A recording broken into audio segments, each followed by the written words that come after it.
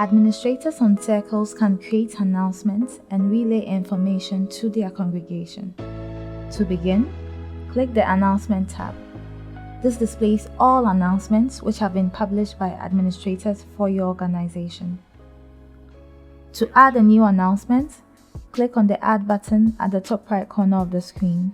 This displays a modal with the following options: the title, the date the announcement is to be published to the congregation, the description for the announcement, an option to schedule the announcement or to publish it as a one-time announcement, and an option to upload an image for your announcement.